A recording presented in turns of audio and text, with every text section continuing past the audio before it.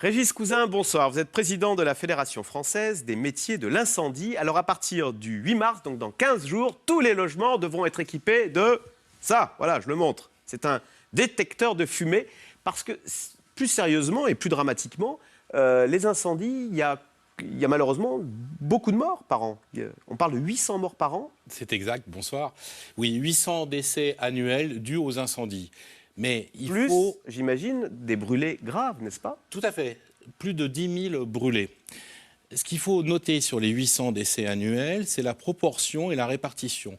90 à 95% des décès aujourd'hui dus à l'incendie sont à déplorer en habitation.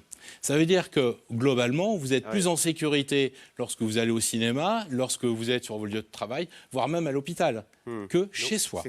Comment ils se déclarent, ces incendies? C'est une bougie? C'est un fer à repasser? C'est quoi? Effectivement, il y a la bougie, il peut y avoir le fer à repasser, mais avant tout, les feux sont d'origine électrique. Un tiers des feux ont une origine électrique. C'est quoi? C'est un fil qui se met ou c'est un appareil, un frigidaire, une machine à laver? Alors, il peut y avoir ça, mais c'est avant tout des installations qui peuvent être vétustes ou tout du moins qui ont été prévues pour une hygiène électrique des années 70 et non pas des années actuelles. Quand vous regardez le nombre aujourd'hui d'appareillages électriques qu'on utilise, on peut facilement avoir une quantité de triplettes, par exemple. Voilà.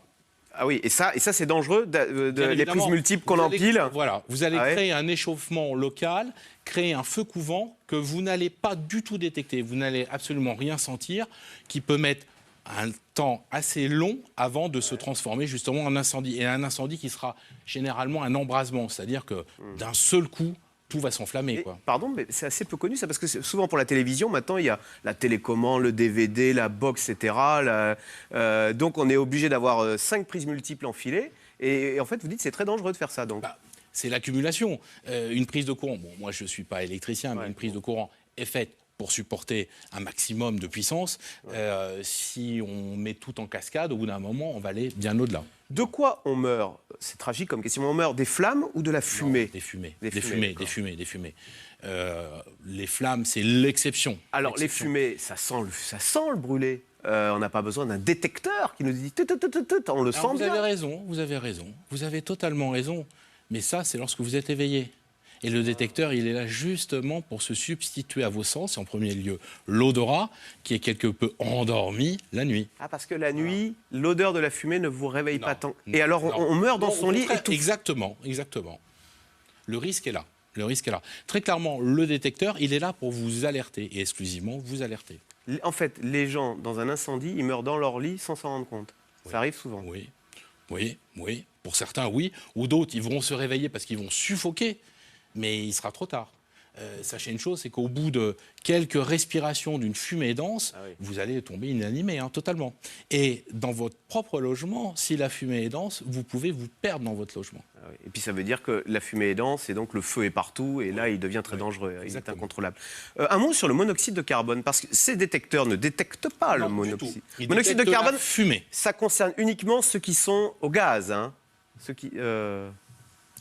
Normalement, oui. La crainte, ce sont les vieux chauffe-eau au gaz qui sont défectueux avec une mauvaise combustion.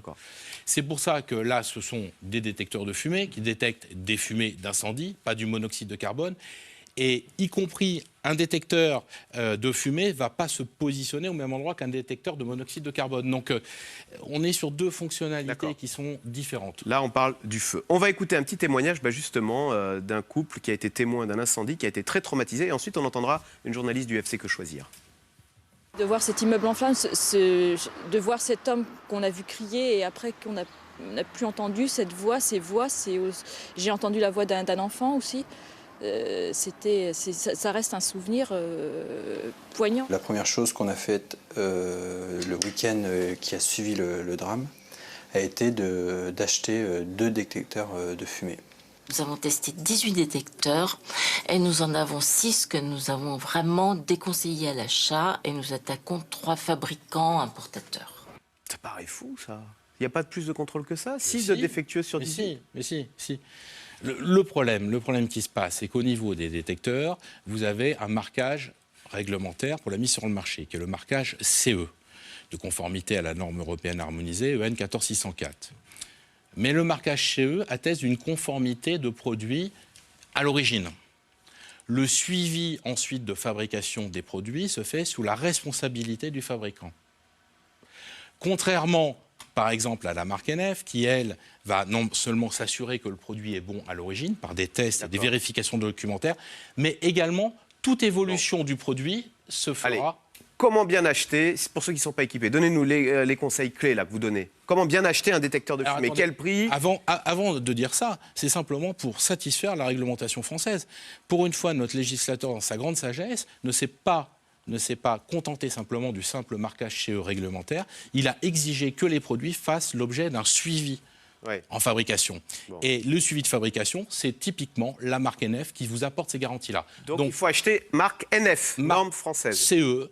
EN 14604, deuxième point, troisième point, marque NF. D'accord. Bon.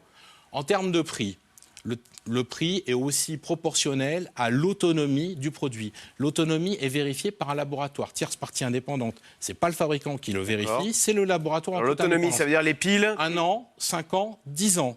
Ce n'est pas en changeant les piles qu'on changera l'autonomie. Le produit est certifié avec certains modèles de piles. Les modèles de 1 an ont plutôt tendance à disparaître et devraient disparaître de la norme européenne. Donc c'est 5 ans ou 10 ans. Et en termes de prix, un modèle 10 ans, vous êtes aux alentours d'une vingtaine d'euros. Quand vous le ramenez les 20 euros au coût mensuel, vous êtes au prix d'un Malabar. D'accord, oui, voilà. C'est pas cher.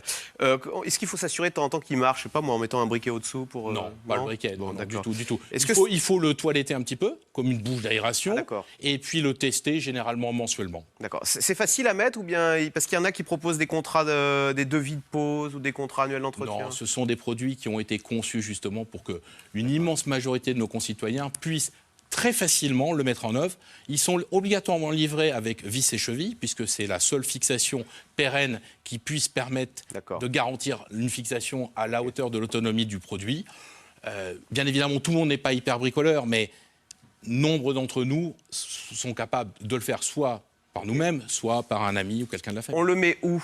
On en met un dans chaque pièce? Alors, la réglementation impose à minima un détecteur par logement. Après, c'est du bon sens. Comme vous l'avez justement signalé, le détecteur va se substituer à l'odorat notamment lorsqu'on dort. Donc, idéalement, si on n'en met qu'un, le mettre à proximité des pièces à sommeil. Si jamais on est plus sensible à sa sécurité, équiper toutes ces pièces à sommeil et un par niveau.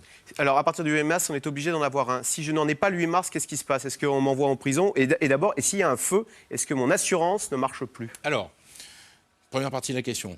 Le 8 mars, il ne se passera rien. Rien du tout. D'un point de vue, un gendarme ne viendra pas chez vous s'assurer que... D'accord. Par contre, votre responsabilité morale peut être quelque peu engagée. Bon, morale, d'accord. Bon. Mais après, peut-être une responsabilité pénale. Dans le cadre d'un logement collectif, un appartement qui ne serait pas équipé d'un détecteur, un feu prend naissance dans cet appartement-là, se propage à l'immeuble, il pourrait y avoir une recherche en responsabilité, on pourrait déboucher sur du pénal. C'est là, on est sur une zone un peu floue, c'est la jurisprudence qui devra établir ce qu'il en est. Concernant l'assurance, deuxième partie de votre question, il y a fréquemment confusion. L'assureur assure vos biens et il va indemniser en cas de sinistre. Indemniser, il ne rembourse pas en plus, hein. La terminologie est importante. Alors que le détecteur, il est là pour sauver des vies. D'accord. Voilà. Et ben voilà, 800 vies, 3000 brûlés graves chaque année. Et ça peut être évité grâce à ça. Merci beaucoup, Régis Cousin, président de la Fédération française des métiers de l'incendie. Donc c'est obligatoire à partir du 8 mars, dans 15 jours. C'est un plaisir, merci.